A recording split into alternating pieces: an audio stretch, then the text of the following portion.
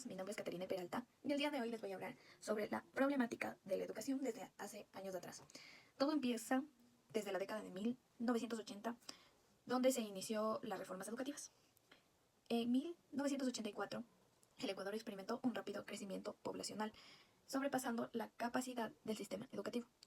Es decir, había demasiados estudiantes para las pocas escuelas, para la poca infraestructura que había y para los pocos recursos e incluso el financiamiento que tenían esas escuelas.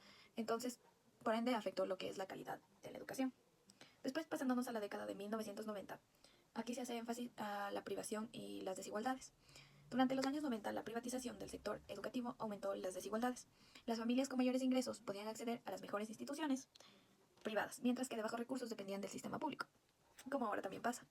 Los que tienen dinero pueden acceder a una, se podría decir, mejor educación. Ya.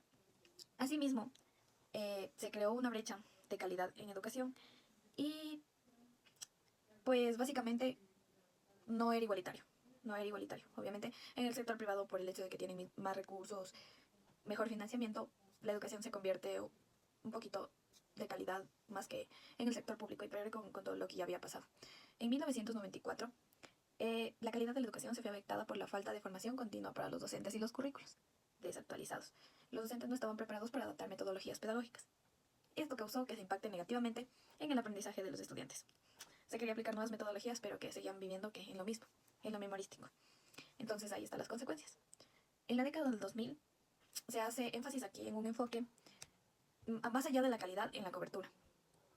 Entonces, básicamente ya entramos al año 2000 y aquí la deserción escolar se convierte en un problema significativo, especialmente para las zonas rurales, donde existe pobreza y esta pobreza obliga a los estudiantes, a los niños más claro, a dejar las escuelas y ponerse a trabajar.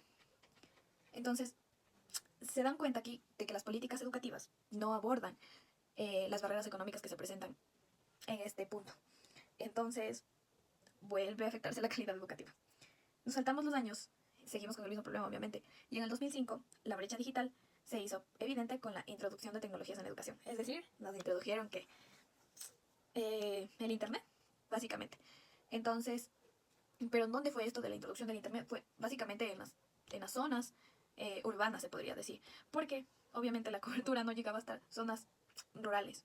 Entonces, era muy difícil, incluso en algunas de las urbanas tampoco. Entonces, habían computadoras, incluso había computadoras, pero no tenían acceso a internet. Entonces, aquí se limitaba lo que es un poquito el aprendizaje y también el desarrollo de habilidades tecnológicas, que sí había computadoras, pero en algunos casos muy poquitas o ya porque no dan mantenimiento se dañaban y así un sinnúmero de problemas que trajo esto. Pasamos a la década del 2010 y aquí se empiezan a hacer otras reformas y se presentan nuevos desafíos. Primeramente se hace como que más énfasis en la inclusión. Entonces, eso fue el primer desafío que se presentó. Se hicieron políticas inclusivas donde se las aplicó, pero aún así persistieron los problemas de discriminación y faltas de recursos para estudiantes con discapacidades y también de minorías étnicas. La integración de estos estudiantes en el sistema educativo fue insuficiente. Obviamente no estábamos preparados como que eh, hacer la inclusión. No había docentes capacitados, no había la suficiente infraestructura. Imagínense un estudiante que quiere ir a la institución en silla de ruedas y no hay rampas para él. ¿Cómo se va a las aulas? ¿Cómo se moviliza por la institución? Entonces, básicamente ese es un ejemplo claro de por qué aquí fue como que un problema. Esto, vuelvo, repito, se hubo buenas ideas buenas políticas para esto de la inclusión, pero faltó. Y por esas falencias es lo que hubo dificultades. Ya, ahora nos vamos a pasar al 2015 y aquí vamos a hablar un poquito de la evaluación estandarizada, que fue controversia igual, porque estas pruebas estandarizadas generaron una presión significativa sobre los estudiantes y los docentes, enfocándose en el rendimiento en el lugar del aprendizaje integral y significativo. Esto afectó negativamente la motivación y el bienestar de los estudiantes. Obviamente, si tú a un estudiante le dices, ay, bueno, te voy a tomar esto por la nota, el estudiante se va a memorizar, pero ¿y dónde queda el aprendizaje significativo? O sea, obviamente es un problema grave porque se busca en el estudiante que genere pensamiento crítico, que genere nuevas ideas, que genere diferentes habilidades y sobre todo que el aprendizaje que él vaya adquiriendo le sirva para la vida, sea significativo. Listo. Después de esto nos vamos a saltar un poquito y nos vamos a ir a lo que fue esto de pandemia y cómo fue la adaptación de ya básicamente de la noche a la mañana todos nos tuvimos que adaptar a la tecnología. Entonces, sí fue algo como que difícil porque, o sea, es obvio que ciertas personas no disponen de un computador, no disponen de un celular y básicamente para ellos ir a la escuela era todo. Entonces, aquí se convierte como que en bastante desigualdad. Acceso a la educación para quienes de verdad tenían acceso a internet, incluso a internet, porque de nada te sirve que tengas una computadora en casa y si no tienes internet, ¿cómo entras a recibir las clases? Entonces, en el 2020, la pandemia COVID eh, obligó a una transición abrupta de la educación a distancia. Haciendo énfasis aquí en lo que fue la brecha digital, lo que ya les mencioné. Unos sí, otros no. Muchos estudiantes no tuvieron acceso a internet ni a los dispositivos. Las escuelas y los docentes no estaban preparados para esa transición. Realidad, había docentes que no sabían manejar y que les tocó aprender. Les tocó aprender para enseñarnos a nosotros también. Y como dicen, ¿no? Los docentes que básicamente trabajan en hojas y casi no usan el computador, para ellos se les hizo súper difícil. Creo que la mayoría nos tocó pasar por algún profesor o más que igual antes del problema de que no conozcas, también hay problemas en el fallo de la conexión, fallo del internet, muchos dispositivos conectados, entonces hay muchísimos factores que sí influyeron en esto. Entonces vuelve otra vez a ser un problema en la educación esto, pero que básicamente sí se resolvió, no en su totalidad, pero sí se resolvió. Y fue bueno, porque ahora estamos inmersos en la tecnología, que es algo súper bueno, siempre y cuando las sabemos manejar bien. Ya, en el 2022 la pandemia afectó significativamente la salud mental de los estudiantes. Se hicieron estudios, hubo depresión, hubo ansiedad, hubo un montón de problemas. Y se veía reflejado, los estudiantes no querían entrar a las clases, no estudiaban, básicamente se dedicaron a copiar. Eh, es que siempre, ¿no es cierto? Estar de la noche a la mañana súper bien y después que nos encierran en confinamiento, obviamente va a aumentar los niveles de estrés, ansiedad y también aislamiento social. Los chicos, niños y demás, ¿qué hacían? Jugar en sus computadoras, jugar en sus celulares y dónde está lo que tienen que salir a jugar afuera para su recreación y así. Entonces, aparte de eso, las escuelas no tampoco tenían como que el suficiente equipamiento para abordar estas necesidades emocionales y psicológicas. Entonces, obviamente, como ya dije, uno se tiene que estar bien como para que rendir bien. Entonces afectó en su rendimiento académico, entonces de lo que los estudiantes estaban así, bajar. Y eso también fue terrible porque fue un retroceso para la educación. Entonces, se dice en los comentarios que es 1 año o 2 años de pérdida que los estudiantes tienen. Y la verdad sí es que podemos como que buscar ahorita en la realidad. Es así. Inclusive hay noticias de los chicos que perdieron.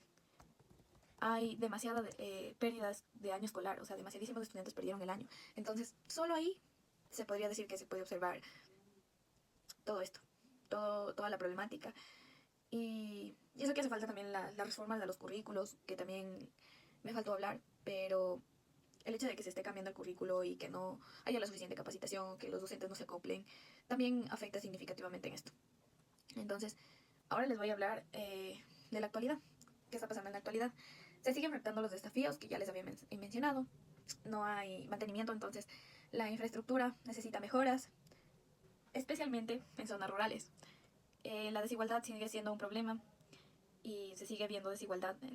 Solamente, ejemplo claro, zona urbana, zona rural. ¿Cómo es la educación? Juzguen ustedes. Ya dentro de esto también se ha hecho esfuerzos para mejorar lo que es el acceso a la educación. Y siento que sí se ha logrado, pero falta. No todas las escuelas tienen acceso a la tecnología. Entonces, al igual en esto de la salud mental, las instituciones también han comenzado a implementar programas de apoyo psicológico y bienestar, pero todavía falta. Como ya les mencioné, todavía falta. Ya. Problemas actuales que siento que podríamos hacer más énfasis es en la calidad educativa, la inclusión, la deserción escolar y también la evaluación. Dentro de la calidad educativa, la formación continua de los docentes y la actualización de los currículos son esenciales para mejorar la calidad educativa. Sí, concuerdo con esto, pero el currículo debe estar acorde a las necesidades de los estudiantes. Siento que todavía al currículo le falta como que adaptarse a esas necesidades. Inclusión. Yo he visto muchos casos de inclusión y está súper bien, pero todavía falta. Hay todavía discriminación.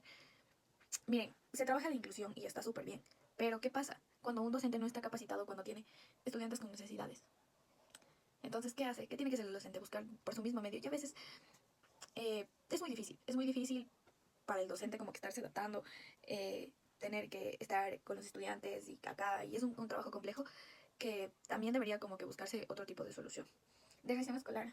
Como bien sabemos, ha incrementado el nivel de pobreza, entonces volvemos a esto de que los estudiantes salen de las escuelitas para poder trabajar y poder solventar los gastos en la casa. Y esto se puede observar mucho cuando vemos a los niños vendiendo en la calle. Entonces, es triste la situación. Y más que todo en las áreas rurales. Otra de las cosas que también puedo mencionar es la evaluación. Vuelvo y menciono, las pruebas estandarizadas continúan generando presión sobre los estudiantes y docentes. Y esto necesita que un enfoque más holístico para la evaluación educativa. Que se evalúe acorde a las necesidades de los estudiantes, acorde a sus capacidades. Creo que ya deberíamos hacer un lado eso de la nota define al estudiante, porque las calificaciones no definen. El aprendizaje no debería ser memorístico, sino significativo. Ya, bueno, un poquito más centrándonos a lo del currículo que les decía, problemas que ha habido dentro del currículo han sido currículos tradicionales, falta de coherencia dentro del currículo y actualizaciones de los currículos que no han sido eh, de acorde a la situación. Lo que yo les mencionaba, el currículo no está conjunto a las necesidades que tienen los estudiantes. También ha habido inconsistencias en esto de las reformas curriculares, integración insuficiente de la tecnología al currículo. Se hace el currículo inclusivo, pero falta todavía incluir. Asimismo, hubo un enfoque excesivo en esto de las pruebas estandarizadas. Como ya les había mencionado, generó presión en los docentes y en los estudiantes. Entonces, otra de las cosas que también fue y que había nombrado en pandemia es la adaptación del currículo a la educación a distancia. Lo que ya les mencioné, integración de la salud mental al bienestar y el bienestar dentro de lo que es el currículo, necesidad de un currículo flexible y adaptable, el enfoque de la educación integral y el aprendizaje continuo, que también debería enfocarse más el currículo en eso, no solamente en lo académico, sino también en actividades prácticas, en valores éticos, el aprendizaje continuo, el fomentarle los valores, la cultura, exactamente todo eso. Ya para ir cerrando todo esto de un montón de cosas que les he ido hablando, que creo que hay cosas que también faltan, he anotado aquí posibles soluciones que podríamos hacer, que se pueden hacer, más que todo, que se pueden hacer para mejorar esto. Entonces, la reducción de la desigualdad educativa, lo que yo les decía, o sea, está bien incluir y así, pero también capacitar. Está bien incluir, pero no con un aula en donde hay 35 estudiantes y casi 5 necesidades educativas. O sea, eso también hay que tener muy en cuenta. Otra de las cosas es implementar políticas de financiamiento equitativo para escuelas en áreas de bajos ingresos. Estaría buenísimo. Hay escuelas que de verdad necesitan nuevos recursos, nueva tecnología, en sí financiamiento, y estaría súper bueno eso. Otra sería proporcionar recursos adicionales como tutoría gratuita y programas extracurriculares en comunidades desfavorecidas. Claro, para que los niños igualen, para que los niños que estén atrasados puedan seguir a la par con los demás. Expandir programas de educación temprana y de preescolar de calidad. También sería algo muy bonito. Dentro ahora del currículo que podríamos sería revisar regularmente los planes de estudio para incluir habilidades del siglo XXI, pensamiento crítico, resolución de problemas, alfabetización digital. Súper buenas. Incorporar el aprendizaje basado en proyectos y experiencias prácticas, que ya se lo hace, pero debería fomentarse más, o sea, debería reforzarse eso. Fomentar la colaboración entre educadores e industria para alinear el currículo con las necesidades del mercado laboral. Claro, hay que enseñarles algo que les vaya a servir para su vida laboral. Ahora, en cuestión de mejora de salud mental, debería ser primordial que se integre esto en el currículo, aumentarse el número de psicopedagogos, consejeros estudiantiles, psicólogos. También se deberían implementar programas para el manejo del estrés, para fomentar un equilibrio saludable entre lo académico y otras actividades. Y también, súper importante, la integración tecnológica. Formación continua a los docentes, programas de aprendizaje en línea. También, dentro de lo que es docentes, como yo ya había mencionado, capacitación, implementar sistemas de evaluación y retroalimentación que sean efectivos. Dentro de la educación inclusiva, que también se adapte lo que es la infraestructura a las necesidades de los estudiantes. Yo decía, capacitarlos, formar docentes en métodos de enseñanza inclusivos, desarrollar diferentes materiales educativos para las necesidades de cada uno de ellos, combatir lo que es el abandono escolar, implementar sistemas de alerta a temprana edad, ofrecer programas de recuperación y apoyo académico, involucrar a las familias en el proceso educativo. También sería bueno aumentar la inversión en laboratorios y equipamientos para ciencia y tecnología, promover la participación de mujeres y minorías en campos, también súper buenazo, y crear alianzas con empresas tecnológicas para programas de prácticas y mentorías. Incorporar perspectivas globales, fomentar el aprendizaje de idiomas, que sería súper increíble porque no hay mucho, y eso que somos un país plurilingüe. Promover intercambios estudiantiles, también en la evaluación, implementar métodos de evaluación diversos que brinden la capacidad de medir habilidades y prácticas de pensamiento crítico, tecnología para las evaluaciones en tiempo real y también algo súper importante, enfocarnos en la educación del desarrollo sostenible. ¿Para qué? Para crear conciencia ambiental, para que los proyectos escolares que se realicen sean para la conservación y desarrollo sostenible.